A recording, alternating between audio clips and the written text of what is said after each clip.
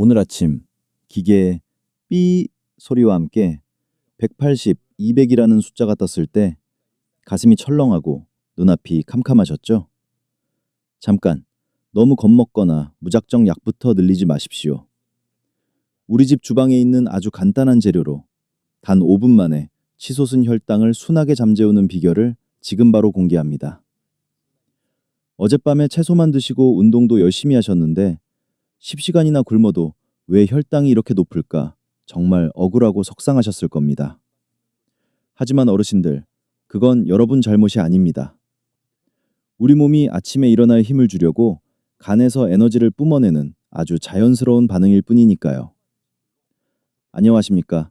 35년 경력의 인상 전문의 김지훈 교수입니다. 오늘 제가 수많은 환자분들께 가르쳐드린 긴급 혈당 구조 3단계를 알려드리겠습니다. 실제로 제 환자분 중에는 이 방법을 쓰고 30분 만에 혈당이 190에서 140으로 뚝 떨어진 분도 계십니다. 그 열쇠는 바로 우리 조상들이 오랫동안 마셔온 지혜의 물, 이름도 정겨운 따뜻한 기운이 섞인 물에 있습니다. 이 물 한 잔이 어떻게 혈관을 구하고 혈당을 태우는지 궁금하시다면 오늘 영상 끝까지 시청해 주십시오. 혈당 100으로 상쾌하고 평안하게 하루를 시작하고 싶으시다면 지금 좋아요 한번 꾹 눌러주시고요. 잠깐만요. 본격적으로 시작하기 전에 댓글로 여러분의 나이와 사시는 지역을 꼭 남겨주세요. 왜냐고요? 지역마다 아침 기온이 다르고 연령대에 따라 이 물의 온도와 뜨겁고 찬 물의 배합 비율이 완전히 달라져야 하기 때문입니다. 댓글 남겨주시면 여러분의 환경에 딱 맞는 맞춤형 레시피를 제가 직접 답글로 챙겨드리겠습니다. 지금 바로 남겨주세요. 시작합니다. 이 첫 단계가 왜 그토록 중요하냐면 밤새 7, 8시간 동안 우리 몸은 한 방울의 물도 보충받지 못한 채 숨으로 수분을 내보내고 심장은 쉬지 않고 피를 밀어내며 간은 포도당을 만들어 혈액으로 풀어놓는 일을 계속하기 때문입니다. 그 결과 아침의 혈액은 맑은 물이 아니라 오래 끓여절여 놓은 설탕 시럽처럼 끈적해지고 바로 이 상태에서 재는 공복 혈당 수치가 150, 180, 200까지 치솟아 보이는 것입니다. 문제는 숫자만 높은 게 아니라 이렇게 농축된 혈액이 심장에는 과도한 펌프 압력을 요구하고 혈관벽에는 마치 끈적한 설탕물이 들러붙듯 부담을 주어 동맥경화의 씨앗을 뿌린다는 점인데, 그래서 저는 늘 말씀드립니다. 이 순간에 가장 먼저 할 일은 약도 아니고 운동도 아니라 희석이라고 말입니다. 미국 메이오 클리닉에서 펴낸 The Essential Diabetes Book에서도 분명히 지적하듯이 잠에서 깬 직후 즉시 수분을 보충하는 행위는 정체된 혈류를 다시 흐르게 만드는 가장 빠르고 직접적인 응급조치이며, 이는 혈당이라는 숫자를 속이는 요령이 아니라 실제로 혈관 안에서 벌어지고 있는 위험한 상황을 근본부터 완화시키는 의학적 개입이라는 점을 반드시 이해하셔야 합니다. 제 앞에서 말한 희석이 실제로 어떻게 이루어지느냐를 이야기해보면, 한국의 양생 개념에는 음양탕이라고 불리는 아주 실용적인 물 마시는 방식이 있고, 이것은 단순히 미지근한 물을 마시는 행위와는 분명히 다릅니다. 먼저 큰 컵을 하나 준비해 그 안에 끓인 물을 절반 정도 붓고 곧바로 차가운 물을 나머지 절반 부어주면 위로 올라가려는 따뜻한 물과 아래로 가라앉으려는 찬물이 컵 안에서 자연스러운 대류를 일으키게 되는데, 이 흐름이 만들어지는 순간 물은 그냥 정체된 액체가 아니라 세포 안으로 빨려 들어가기 쉬운 상태로 바뀝니다. 그래서 같은 300, 400ml의 물이라도 이렇게 만든 음양탕은 일반 생수보다 훨씬 빠르게 장을 통과해 혈액으로 흡수되고, 그 결과 아침에 시럽처럼 끈적해졌던 혈액 속 포도당 농도를 즉각적으로 낮추는 역할을 하게 됩니다. 이때 앉은 자세에서 한 모금씩 크게 넘겨 마시는 이유는 위를 자극하지 않으면서도 신체가 이제 수분이 들어왔다는 신호를 명확히 인식하게 하기 위함이고, 실제로 이렇게 들어온 물은 신장을 깨워 소변 배출을 촉진하면서 혈액 속에 떠돌던 여분의 당을 밖으로 끌어내는 통로를 열어줍니다.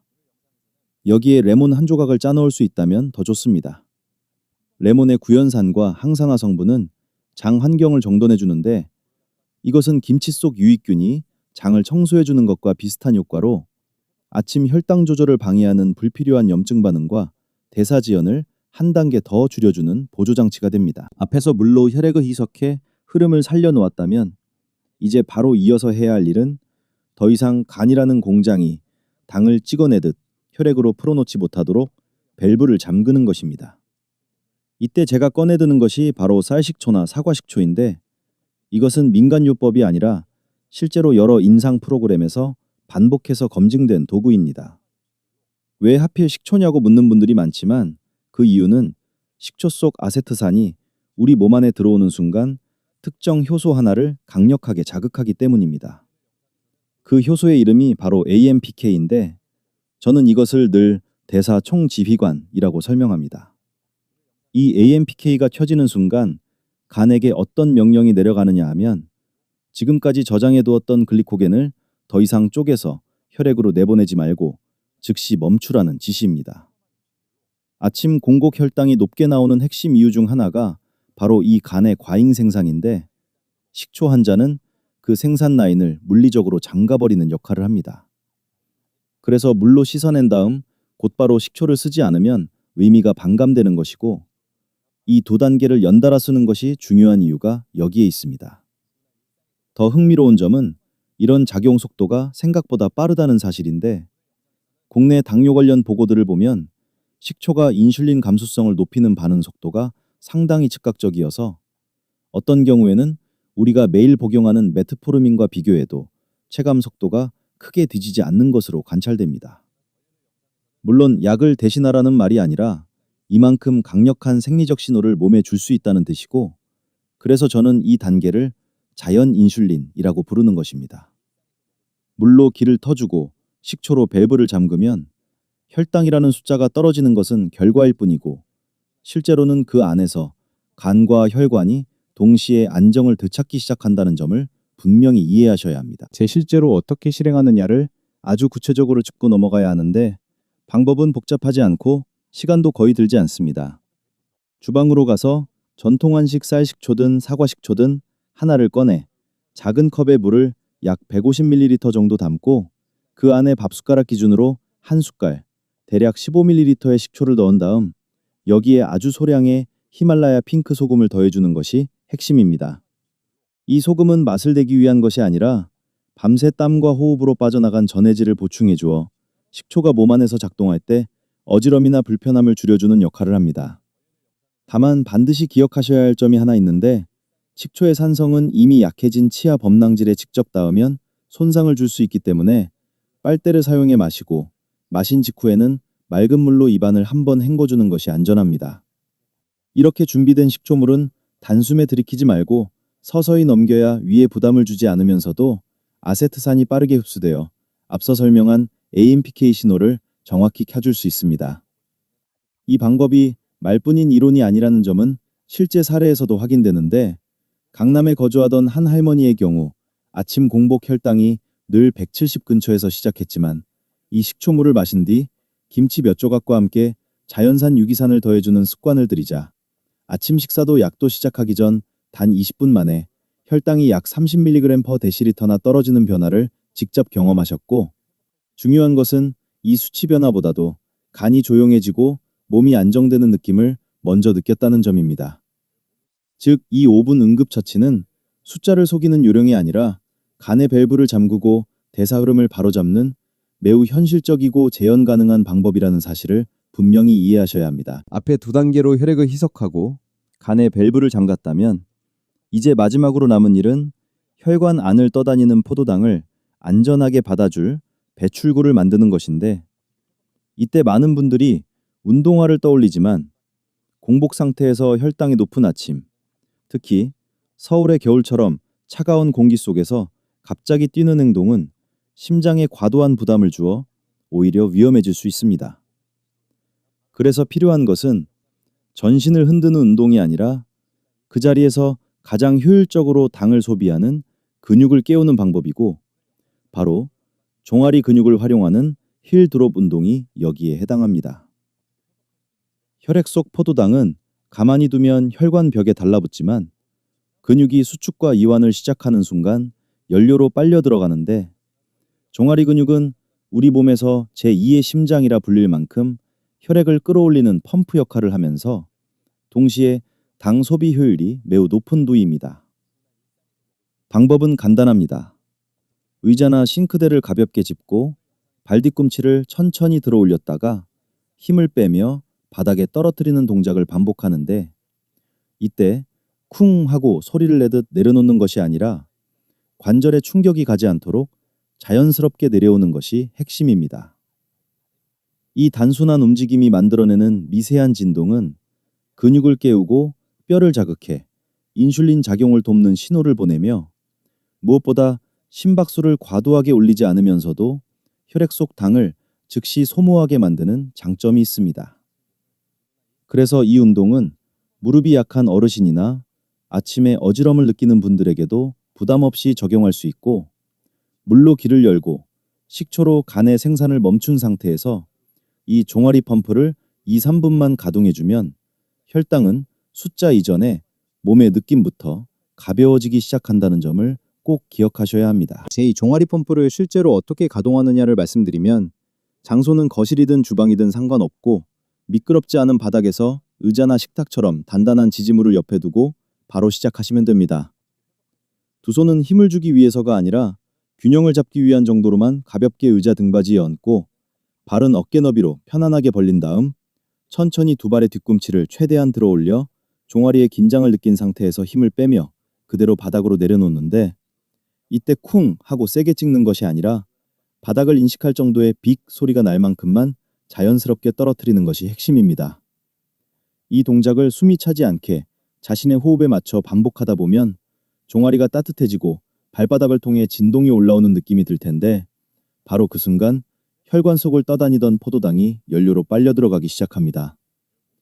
횟수는 서두르지 말고 약 50회 정도를 목표로 하되, 어지럽거나 심장이 불편하면 즉시 멈추는 것이 원칙이며, 대부분의 경우 3분 안팎이면 충분하고, 이 짧은 시간 동안 종아리라는 제2의 심장이 펌프처럼 작동하면서 아침에 정체돼 있던 혈액순환이 살아나고, 물과 식초로 이미 기를 닦아놓은 상태이기 때문에 이 작은 움직임만으로도 혈당 수치는 물론 몸의 무거움이 먼저 풀리는 변화를 느끼게 된다는 점을 기억하셔야 합니다. 제 많은 분들이 가장 궁금해하는 지점으로 자연스럽게 이어지는데, 이렇게 단순히 뒤꿈치만 들었다 내리는 동작으로 어떻게 혈당이 내려가느냐는 질문은 지극히 정상적인 의문입니다.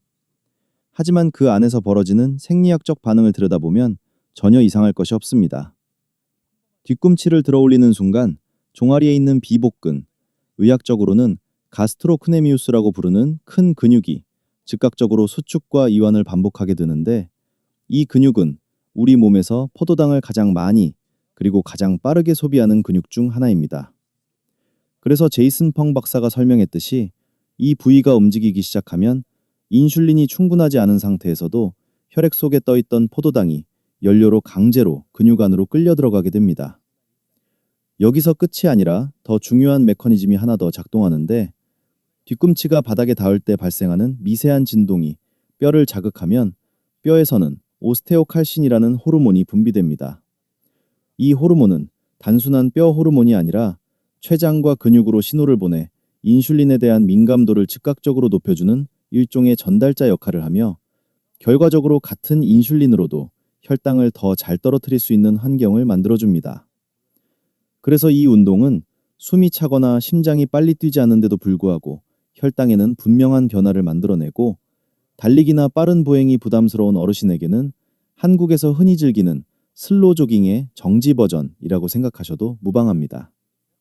넘어질 위험 없이 제자리에서 안전하게, 그러나 몸속에서는 매우 적극적으로 당을 처리하는 시스템을 가동하는 방식이기 때문에 아침 공복 혈당이 높은 상황에서 가장 현실적이고 안전한 선택이라는 점을 분명히 기억하셔야 합니다. 지금부터 말씀드리는 내용은 오늘 이야기 중에서 가장 중요한 부분이기 때문에 잠시라도 흐트러지지 말고 집중하셔야 합니다. 이 지점을 잘못 이해하면 아침에 혈당을 낮추겠다고 한 행동이 오히려 생명을 위협하는 선택이 될 수 있기 때문입니다. 많은 분들이 아침에 수치가 150이나 180, 심지어 200이 넘으면 무조건 같은 방법으로 대응해야 한다고 생각하지만, 실제로는 그 숫자 뒤에 전혀 다른 원인이 숨어 있는 경우가 있습니다. 먼저 지난밤의 상태를 떠올려 보셔야 하는데, 만약 아침 혈당이 높게 나왔음에도 불구하고 밤사이에 식은땀이 흥건하게 나서 베개나 이불이 젖어 있었고 잠을 깊이 자지 못한 채 악몽을 꾸거나 아침에 일어났을 때 머리가 쪼개질 듯 아프고 몸이 쉰 것도 없이 오히려 밤새 노동을 한 사람처럼 극심한 피로감이 몰려온다면 이 경우는 우리가 앞에서 설명한 새벽 현상이 아닙니다. 이것은 밤사이에 혈당이 지나치게 떨어졌고 그 저혈당을 살리기 위해 몸이 반사적으로 아드레날린과 코르티솔을 쏟아부어 혈당을 과하게 끌어올린 소모기 반응, 즉 소모지 효과입니다. 이때 아침 수치만 보고 물을 많이 마시고 식초를 마시고 운동까지 더해버리면 이미 한 번 바닥을 쳤던 혈당이 다시 위험한 수준으로 떨어질 수 있고 심한 경우 어지럼, 실신, 심장 리듬 이상으로까지 이어질 수 있습니다.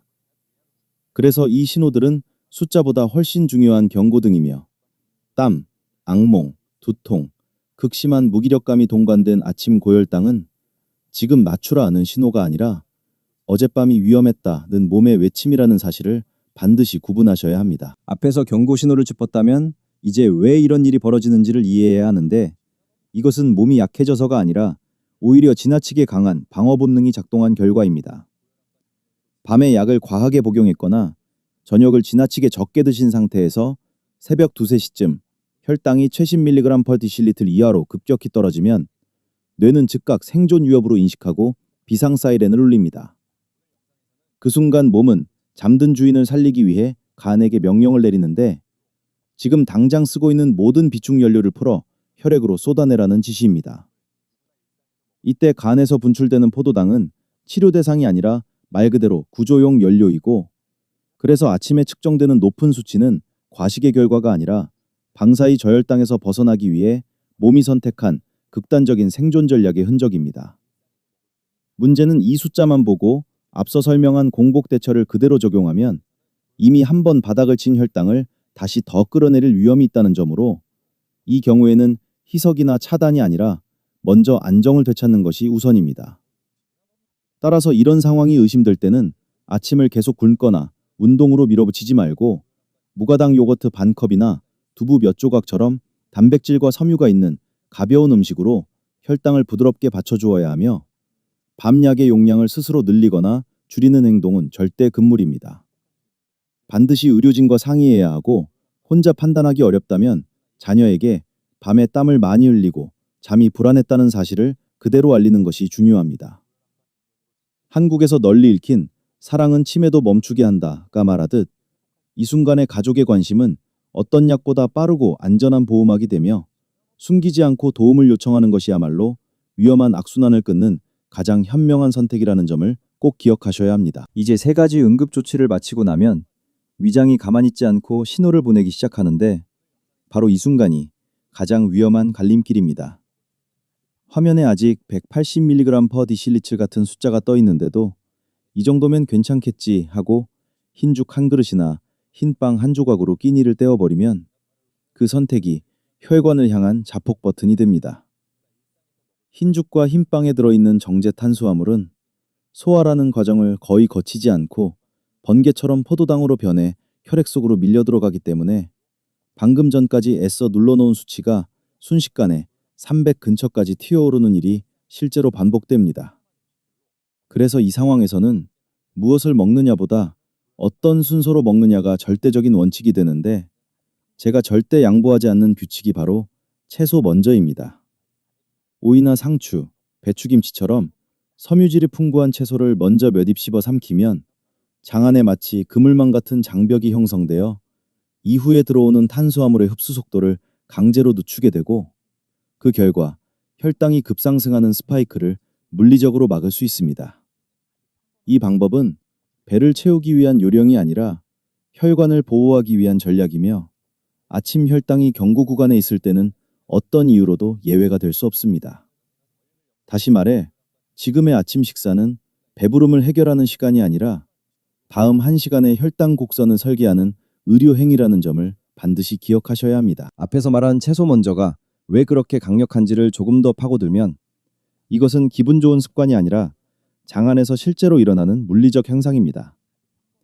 채소의 풍부한 식이섬유는 공복 상태의 위와 장에 가장 먼저 들어가면서 서로 엉켜 그물망 같은 층을 만들고 이 층이 장 점막을 덮는 순간 이후에 들어오는 탄수화물은 예전처럼 한꺼번에 혈액으로 뛰어들지 못하고 속도가 강제로 늦춰집니다. 말하자면 장 입구에 경비원이 서서 줄을 세우는 셈이고 이 짧은 지연만으로도 혈당 곡선은 완전히 다른 모양을 띠게 됩니다. 실천 방법은 전혀 어렵지 않습니다. 냉장고에서 한국 오이 4분의 1 정도를 꺼내 아삭하게 씹거나 상추 몇 장 혹은 작은 접시에 담은 김치만 먼저 드시면 되는데 김치에 들어있는 자연 발효 유산균은 소화 과정을 부드럽게 만들어주어 이 섬유 장벽이 더 안정적으로 유지되도록 돕습니다. 이렇게 채소를 먼저 비운 뒤에야 비로소 계란이나 두부 같은 단백질을 드시고 마지막으로 가능하다면 소량의 잡곡밥으로 마무리하는 순서를 지키면 같은 음식량이라도 혈당은 전혀 다른 반응을 보이게 됩니다. 중요한 것은 무엇을 먹느냐보다 어떤 순서로 위장에 들여보내느냐가 지금 이 아침 상황에서는 훨씬 더 결정적인 치료 행위라는 사실입니다. 여기서 많은 분들이 가장 놀라는 결과가 나타나는데 바로 배는 분명히 채워졌는데도 혈당은 오히려 내려간다는 점입니다. 이것은 기적이나 운이 아니라 철저히 계산된 생리 반응입니다. 채소를 먼저 먹어 장에 섬유장벽을 세워둔 상태에서 식사를 시작하면 식후 혈당 곡선은 뾰족한 산처럼 치솟지 않고 완만한 언덕처럼 부드럽게 올라갔다가 자연스럽게 내려오게 되는데 이 차이가 바로 혈관을 지키느냐 망가뜨리느냐를 가르는 분기점이 됩니다. 특히 채소 비중을 높이고 밥의 양을 줄인 비빔밥 형태의 아침 식사는 포만감은 충분히 주면서도 포도당의 급격한 유입을 막아주기 때문에 대한당뇨병 학회에서 권장하듯 아침 한 끼를 500칼로리 이하로 유지하면 불과 30분에서 1시간 사이에 아까 180mg/dl를 가리키던 숫자가 130, 책 40 구간으로 아주 조용히 내려오는 것을 직접 확인하게 됩니다. 중요한 것은 이 과정에서 배고픔이나 떨림 같은 불편한 신호가 거의 없다는 점으로 몸이 억지로 찾는 것이 아니라 질서 있게 에너지를 받아들이고 있다는 증거이며 이렇게 먹고도 혈당이 내려가는 경험을 몇 번만 반복해보면 아침 식사는 더 이상 두려움의 대상이 아니라 혈당을 안정시키는 가장 강력한 도구가 된다는 사실을 몸이 먼저 기억하게 됩니다. 이 지점에서 많은 분들이 미처 깨닫지 못한 역설 하나를 마주하게 되는데 때로는 밥이나 빵이 아니라 바로 손에 쥔 혈당 측정기가 혈당을 더 끌어올리는 방아쇠가 된다는 사실입니다. 아침에 눈을 뜨자마자 숫자를 확인하고 그 수치가 높게 나오는 순간 가슴이 철렁 내려앉고 머릿속이 하얘지면서 큰일 났다는 생각이 먼저 들었다면 이미 이 악순환의 첫 단추가 끼워진 상태입니다. 뇌는 이런 불안을 실제 위기 상황으로 받아들이기 때문에 즉시 코르티솔이라는 스트레스 호르몬을 분비하게 되는데 이 코르티솔의 본래 역할은 싸우거나 도망칠 수 있도록 에너지를 확보하는 것입니다. 문제는 이 호르몬이 간에게 지금 당장 연료가 더 필요하니 포도당을 혈액으로 풀어놓으라는 명령을 내린다는 점으로 그래서 아무것도 먹지 않았는데도 혈당은 더 오르고 그 숫자를 다시 보고 더 불안해지면서 코르티솔은 더 많이 분비되고 결국 혈당은 계속 밀어올려지는 독성의 원이 완성됩니다.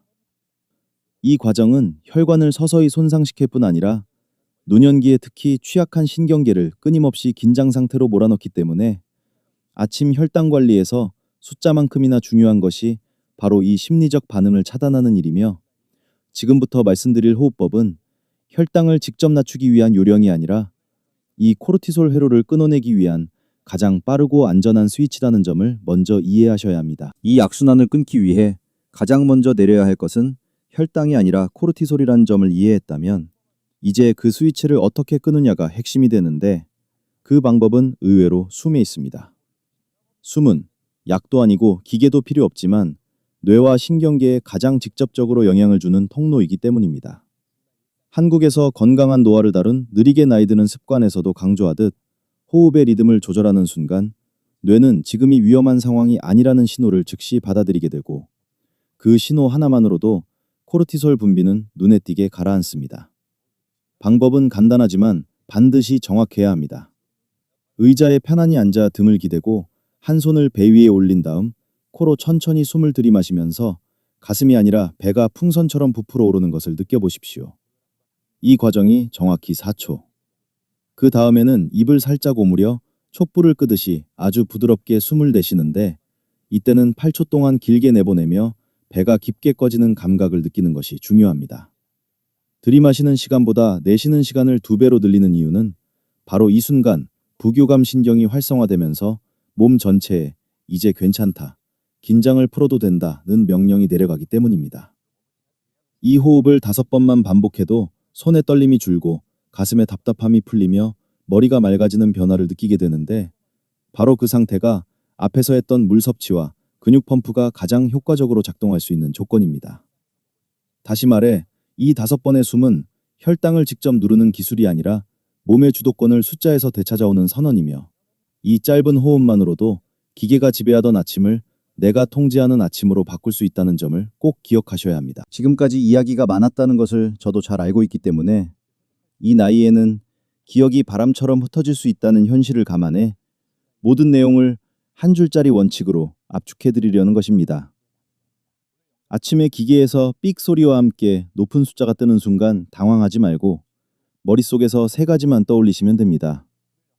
첫째는 음양수로 희석하는 단계로 뜨거운 물 반컵과 찬물 반컵을 섞어 즉시 마셔 밤새 시럽처럼 끈적해진 혈액을 묽게 하고 신장을 깨워 배출 통로를 여는 것이고, 둘째는 식초로 간을 잠그는 단계로 한 숟갈의 식초를 물에 타 빨대로 마셔 간이 더 이상 혈당을 밀어올리지 못하도록 생산 라인을 멈추게 하는 것이며, 셋째는 제자리에서 뒤꿈치를 약 50번 내려 종아리와 뼈가 혈관 속에 남아있던 당을 연료로 써버리게 만드는 것입니다.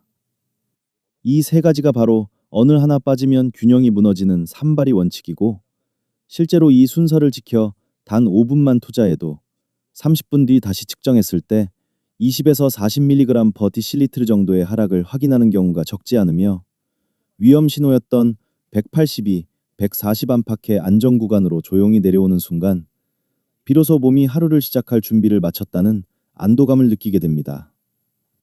이 결과는 요행이 아니라 원리를 따른 당연한 귀결이라는 점을 기억하신다면 내일 아침부터는 숫자에 끌려다니지 않고 이 간단한 구호 하나로 스스로를 지켜낼 수 있을 것입니다. 이제 이것이 말로만 그럴듯한 이론이 아니라는 점을 보여드리기 위해 서울 종로에 사는 82살 박어르신 이야기를 짧게 전하고 싶습니다. 이분은 생활이 매우 규칙적이고 저녁도 늘 소식했지만 아침마다 측정기에는 175에서 185라는 숫자가 반복해서 떠서 밤새 굶었는데도 왜 이러느냐는 절망감에 약까지 끊고 싶다는 말을 꺼내실 정도로 심리적으로 몰려있던 상태였습니다. 그래서 저는 복잡한 설명 대신 아침에 눈을 뜨자마자 음양수로 혈액을 먼저 풀고 사과 식초 한 숟갈로 간의 출구를 잠근 뒤 침대 옆에서 뒤꿈치 들었다 놓기를 50호흡으로 50번만 해보시라고 말씀드렸고, 이 3가지만 다른 것은 건드리지 말고 정확히 지켜달라고 부탁드렸습니다. 그렇게 2주가 지나고 다시 만났을 때 박어르신의 기록을 보니 같은 아침 조건에서 180이던 수치가 30분 뒤 135 근처로 내려와 있었고 무엇보다 표정이 달라져 있었습니다. 예전처럼 기계 소리에 손이 떨리지 않고 이제는 숫자가 떠도 아, 내가 할 게 있지 하고 몸이 먼저 반응한다는 말을 하시며 측정기가 자신을 지배하는 도구가 아니라 자신의 상태를 확인하는 도구로 바뀌었다고 웃으셨습니다. 이 사례가 말해주는 핵심은 특별한 약이나 극단적인 노력이 아니라 몸의 흐름을 이해하고 순서를 바로잡는 것만으로도 아침의 공포를 충분히 통제할 수 있다는 사실이며, 바로 이 경험이 많은 어르신들에게 가장 큰 용기가 된다는 점을 저는 수없이 확인해 왔습니다. 이제 오늘의 이야기를 마무리하면서 측정기를 다시 상자에 넣기 전에 꼭 한 가지를 마음에 새기셨으면 합니다. 아침에 180이나 200 같은 숫자가 뜬다고 해서 그것이 사형 선고는 아니라는 사실입니다. 그 숫자는 몸이 보내는 짧은 메시지일 뿐이고 지금 조금 과부하가 걸렸으니 도와달라는 신호에 가깝습니다. 그래서 두려움으로 자신을 벌주듯 굶거나 불안에 휩싸이기보다는 물 한 컵으로 혈액을 어루만지고 식초 한 숟갈로 간을 진정시키고 뒤꿈치의 리듬으로 몸을 깨워주는 것이 훨씬 지혜로운 대응입니다. 이런 태도는 병을 부정하는 것이 아니라 몸과 대화를 시작하는 방식이며 정신과 의사인 If you live to 100, you might as well be happy가 말했듯 오래 사는 것만큼이나 중요한 것은 그 시간을 불안이 아닌 평온 속에서 보내는 것입니다. 다만 여기서 한 가지 분명히 해야 할 점은 오늘 나눈 방법들이 치료를 대신하는 처방이 아니라 일상을 지지해주는 도구라는 사실로 인크레틴 계열 약물처럼 전문적인 치료를 받고 계신 분이라면 변화가 있을 때마다 반드시 주치의와 상의하고 몸의 반응을 살피며 천천히 적용해야 합니다. 결국 당뇨 관리는 싸움이 아니라 조율의 문제이고 그 조율을 차분히 이어갈 때 혈관도 마음도 함께 편안해진다는 점을 기억하신다면 오늘의 대화는 충분히 의미를 다했다고 저는 믿습니다. 이 내용이 조금이라도 도움이 되셨다면 혼자만 알고 지나치지 마시고 경로당에서 만나는 친구분들이나 카카오톡 어르신 모임에 꼭 한번 나눠주시길 바랍니다. 이런 정보는 숨길수록 불안이 커지고 나눌수록 서로를 지켜주는 울타리가 되기 때문입니다. 그리고 내일 아침 숫자를 보며 걱정하는 대신 음양수 한 컵을 마시고 식초 한 숟갈을 챙기고 뒤꿈치를 들어올리겠다고 마음속으로 약속하셨다면 지금 이 영상 아래에 한다라는 한 글자를 남겨보십시오. 그 짧은 행동이 내 몸을 방치하지 않겠다는 선언이 되고 하루의 방향을 바꾸는 시작점이 됩니다. 오늘 하루는 조금 더 평온한 마음으로 시작하시고 몸이 보내는 신호에 귀를 기울이며 자신을 돌보는 시간을 가지시길 바라며 숫자에 쫓기는 아침이 아니라 스스로를 신뢰하는 아침을 맞이하시기를 진심으로 응원합니다. 끝까지 함께 해주셔서 감사합니다. 이 영상의 내용은 질병을 진단하거나 치료를 대신하기 위한 것이 아니라 건강관리를 돕기 위한 일반적인 의학 정보이며 개인의 병력과 복용 중인 약물에 따라 반응은 달라질 수 있습니다. 따라서 당뇨 치료 약물이나 인슐린, 인크레틴 계열 약을 사용 중이신 경우에는 반드시 주치의와 상의한 후 생활 습관을 조정하시기 바라며 이 내용을 근거로 임의로 약을 중단하거나 변경해서 발생하는 문제에 대해서는 책임질 수 없다는 점을 분명히 말씀드립니다.